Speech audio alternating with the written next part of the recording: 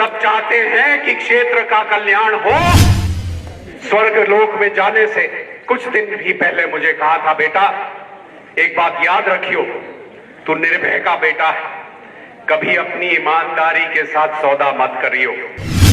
इसी सहारनपुर में gas cylinder के लिए, खाद के लिए लठ बचते हमने देखा। प्रदेश में आए तो मात्र 12 मेडिकल कॉलेज सरकारी क्षेत्र में थे। आज हम सीना ठोक करके कह सकते हैं कि माननीय मोदी जी ने तय किया है कि 75 के 75 जिलों में मेडिकल कॉलेज बनेगा। गरीब यहाँ कोई बीमार हो जाए तो सबसे पहले गरीब बहन के जेवर बिकते थे, गहने बिकते थे, तो विरोधी दल के पत्रकार मित्र पूछते थे, विरोधी दल के नेता पूछते थे कि भारतीय जनता पार्टी कहती है रामलला हम आएंगे, मंदिर यही बनाएंगे, लेकिन तारीख नहीं बताएंगे।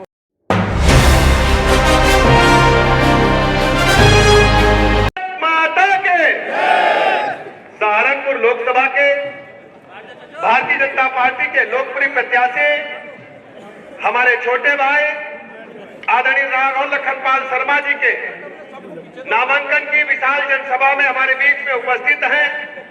हमारे साथ राज्य मंत्री, भाजपा के वरिष्ठ नेता। प्रदेश में आए तो मात्र 12 मेडिकल कॉलेज सरकारी क्षेत्र में थे। आज हम सीना ठोक करके कह सकते हैं कि माननीय मोदी जी ने तय किया है कि 75 के 75 जिलों में मेडिकल कॉलेज बनेगा, तो 75 के 75 जिलों में मेडिकल कॉलेज बन रहा है। आज हमारे पास 65 मेडिकल कॉलेज पूरी क्षमता के साथ काम कर रहे हैं और शेष 14 पूरे होने वाले हैं। सभी कॉलेजों में नर्सिंग कॉलेज बनाए जा रहे हैं। मेडिकल व्यवस्थाएं उत्कृष्ट श्रेणी की माननीय मोदी जी के मार्गदर्शन में पूरी की जा रही है। हमारी बहनें बैठी हुई हैं गैस सिलेंडर के लिए। इसी सहारनपुर में गैस सिलेंडर के लिए, खाद के लिए लठ बचते हमने देखा, लेकिन मोदी जी ने हर गरीब बहन को निःशुल्क कनेक्शन देकर उसके जीवन को, स्तर को ऊपर बढ़ाने का काम किया है। हजारों सिगरेट बीड़ी का धुआं हमारी गरीब बहन माँ बेटी के फेफड़ों में जाता था, लेकिन मोदी जी ने निःशुल्क गैस कनेक्शन देकर उनको सुख की जिंदगी देने का काम किया है। स्ट्रीट वेंडर भाई जो हमारे पटरी दुकानदार भी कौन पूछता था, लेकिन मोदी जी ने तय किया कि हम निःशुल्क ऋण उन्हें उपलब्ध कराएंगे, कोई ब्याज नहीं लगेगा। आज पटरी दुकानदार भाइयों के जीवन स्तर को भी ऊपर उठाने में भारतीय जनता पार्टी ने कामयाबी हासिल की। गरीब यहाँ कोई बीमार हो जाए तो सबसे पहले गरीब बहन के जेवर बिकते थे, गहने बिकते थे, फिर गरीब का घर बिकता था, फिर खेती बिकती थी।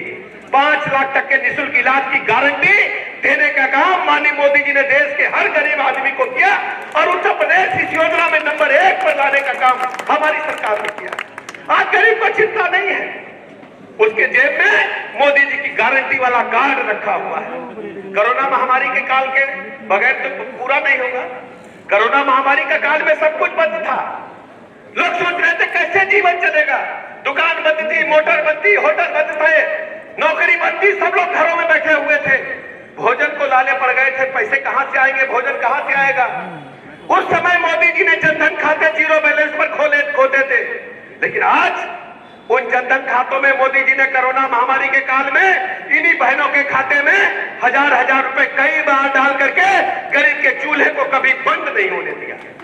कोरोना महामारी के काल से लेकर अब तक देश के 80 करोड़ लोगों को, उत्तर प्रदेश के 15 करोड़ लोगों को निःशुल्क राशन देने का काम मोदी जी कर रहे हैं।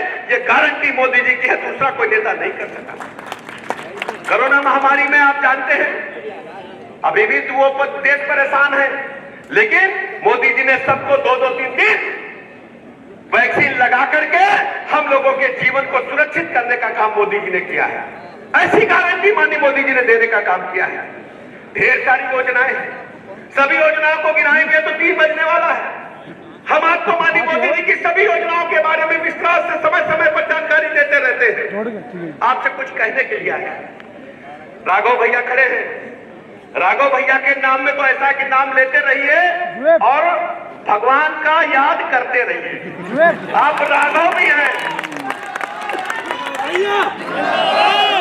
राघव भी हैं, लखन भी है कि नहीं है? और लड़ाई कहां शुरू हुई? 500 साल लड़ाई चली।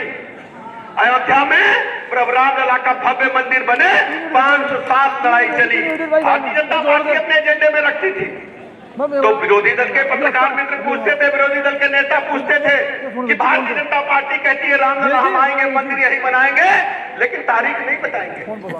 लेकिन आज सीना ठोक करके भारतीय जनता पार्टी मोदी जी कह रहे हैं कि मंदिर बन गया है, तारीख भी बता दी है और मंदिर बन करके तैयार हो गया है। मैं सहारनपुर के लोगों को न्योता देने के लिए आया हूं, सहारनपुर के लोगों को न्योता देने के लिए आया हूं कि राघव भैया को जिता लेना और सब लोग मंदिर दर्शन करने आना। पूरी व्यवस्था आपका भाई, आपका बेटा अयोध्या में करेगा, सबको न्योता देने के लिए आया।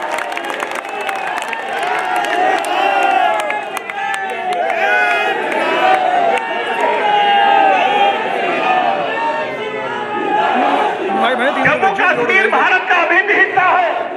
ये श्यामा प्रसाद मुखर्जी जी ने कहा था, उन्होंने कहा था इस देश के अंदर दो विधान, दो निशान, दो प्रधान नहीं चलेंगे। भारतीय जनता पार्टी ने जेब में रखा, हमने पूरा करके दिखाया। आज कश्मीर मुकुट की तरह चमक रहा है। कश्मीर की वादियां इंतजार कर रही है सहारनपुर के लोगों। जो हक सहारनपुर के लोगों का है, वही हक जम्मू कश्मीर के लोगों को देने का काम माननीय मोदी जी ने किया। हमारी बहनें बड़ी संख्या में बैठी, हमारी अल्पसंख्यक समाज की भी बहनें बैठी। बड़े मियां जरा से नाराज हो गए, रोटी जल गई, दरवाजा देर से खुला, रात 12 बजे पहुंचे, नींद आ गई हमारी बहन को, फोन पर ही बोल दिए तलाक तलाक तलाक, बेटी को बेघर कर दिए। मोदी जी ने उन बेटियों को भी सम्मान से जीने का हक दिया। अब साहब को अब बड़े मियां हिम्मत नहीं करते हैं कि हमारी गरीब बेटी को वो तलाक तलाक करके छोड़ दें, कानून बनाकर उनको भी इज्जत से जीने का हक देने का काम किया। इसलिए मेरे सहारनपुर के बहन भाइयों आपसे दो बातें बताने के लिए आया हूं। यहाँ बड़े बड़े मेले लगते हैं। एक मेला लगता है शाकंभरी माई का लगता है, बोलो लगता है। एक मेला कौन सा लगता है? जहांगीर गोगा साहब का लगता है ना। सब लोग जाते मेले में जाते हो, किसी दुकान में लिखा रहता है कि अगर आप पैंट खरीदोगे तो शर्ट फ्री मिलेगी, लिखा रहता है, बोलो जल्दी। लिखा रहता है। सिलाई मशीन खरीदोगे तो पावदान फ्री मिलेगा, लिखा रहता कि नहीं, बोलो जल्दी। और फ्रिज खरीदोगे तो ओवन फ्री मिलेगा, मिक्सी खरीदोगे तो साथ में डब्बा फ्री मिलेगा, लिखा रहता कि नहीं, बोलियो भैया। लिखा रहता कि नहीं। तो मैं भरोसा दिलाता हूं, वोट आप राघव लखनपाल को दोगे, ब्रजेश पाठक आपकी चरणों की सेवा लखनऊ में बैठ करके करेगा। एक बच्चे में भाई बहन बेटी को कहना चाहता हूं कि राघव लखनपाल को वोट, ब्रजेश पाठक को वोट होगा। हम आपके साथ कंधे से कंधा मिलाकर लखनऊ में खड़े हैं। एक बात और सुन लो, एक बात भैया और सुन लो, बात समाप्त करूंगा। देखो हम लोग को सौदा लेने जाते हैं, बाजार में जाते हैं हम लोग, छोटे छोटे थे, कक्षा 8-6 में पहुंचे तो अम्मा ने झोला पकड़ा दिया, जाओ सब्जी लेके आओ। सब्जी लेने गए, झोला फेंक दिया दुकानदार के सामने, 10-20 रुपए जो मिले थे दे दिए कि भिंडी दे दो, लौकी दे दो, आलू दे दो, टमाटर दे दो, लेके चले आए। पिताजी थोड़ा गुस्से प्रवृत्ति थे, सब्जी देखी सब खराब सब्जी थी। उन्होंने डंडा उठाया, कहा सब गड़बड़ काम करके आए, तुम कब तक सिखाएंगे। अम्मा ने अपने आंचल में हमें छुपा लिया और कहा कि देखो दो बात जिंदगी की समझ लो, जब कभी लौकी खरीदना तो नाखून से उसमें टेस्ट कर लेना। सिखाती अम्मा की नहीं सिखाती, बताना। बोलो अम्मा लोग सिखाती है, बोलो सिखाया अम्मा नहीं सिखाया, क्यों सिखाया। और भिंडी कैसे खरीदना तो उसकी पूंछ तोड़ के देख लेना। बोलो सिखाया कि नहीं सिखाया, बोलो सब लोग बोलो ना, सिखाया। क्यों सिखाया कि गड़बड़ सामग्री, गड़बड़ सब्जी, गड़बड़ सौदा नहीं लाना है। 10-20 रुपए का सामान है, अम्मा ने इतनी ट्रेनिंग दी। और जब वोट देने की बात आई, कल ये हमारे बिरादरी के हैं, ये हमारे समाज के हैं, ये हमारे पड़ोस में रहते हैं, ये हमारे रिश्तेदार, इसलिए ना सबसे बढ़िया जो खरा हो, खरे सिक्के को वोट देना। खरा सिक्का मेरा भाई है, बोलो सही बात है कि नहीं, बोलो जल्दी, खरा सिक्का है कि नहीं, बोलो जल्दी से, खरा सिक्का है कि नहीं, बोलो ना, खरा सिक्का है ना। तो अब करना क्या है, आपको करना क्या है, मान तो लिया खरा सिक्का, जी जी। आपका नेता है मेरा भाई, है कि नहीं? बोलो जल्दी। नंबर 1 का है कि नहीं? सारे नेता खराब हैं इनके सामने कि नहीं? अब देखने में भी स्मार्ट है कि नहीं? बताइए ना, है कि नहीं? बढ़िया है ना? बोलो जल्दी। अच्छा है ना? अच्छा है ना? बोलो, पीछे वाले बोलो अच्छा है ना?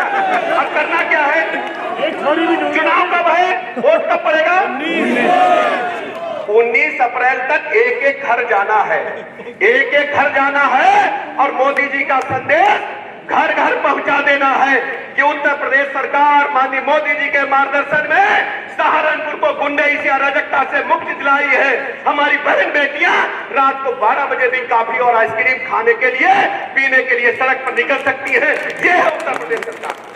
आपकी जिम्मेदारी है, आपकी जिम्मेदारी है कि विरोधियों की जमानत जब्त कराएंगे।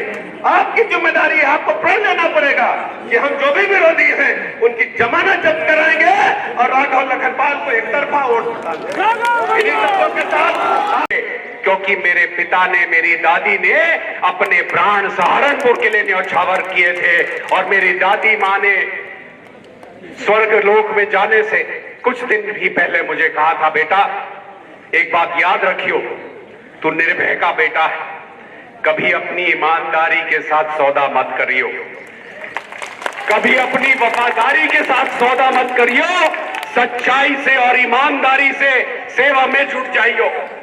कोई कुछ बुरा कहे उसकी भी परवाह ना करना, क्योंकि ज्यादातर लोग तेरा साथ देंगे। सब चाहते हैं कि अच्छा हो, सब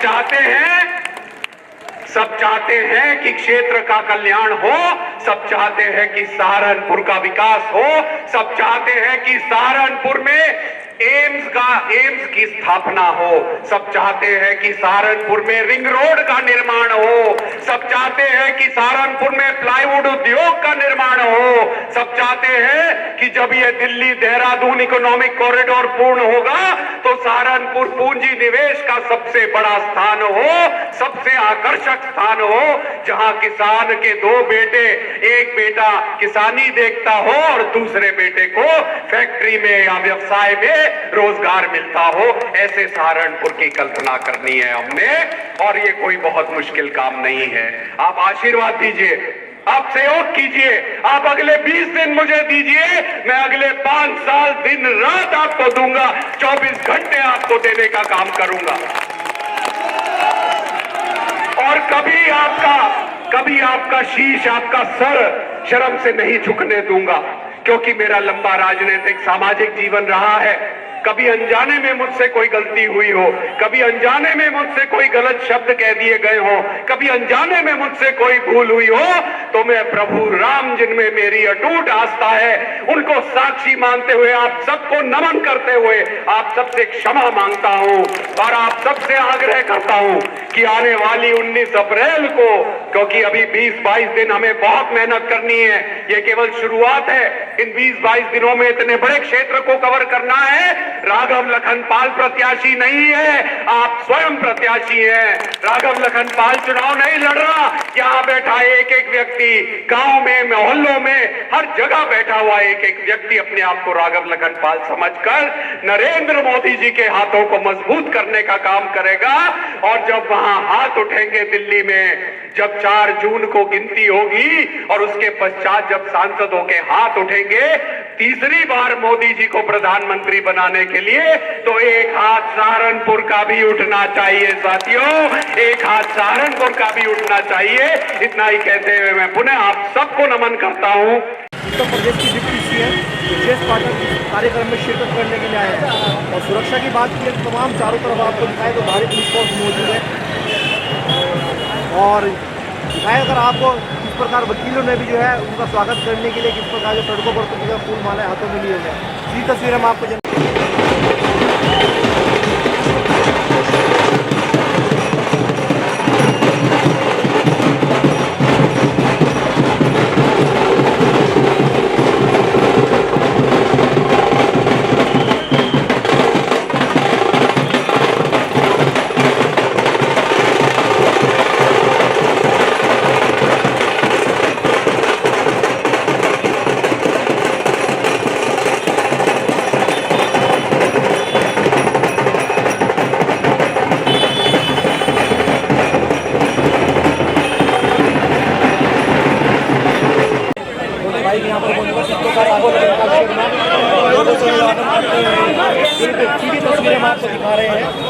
बनाए तो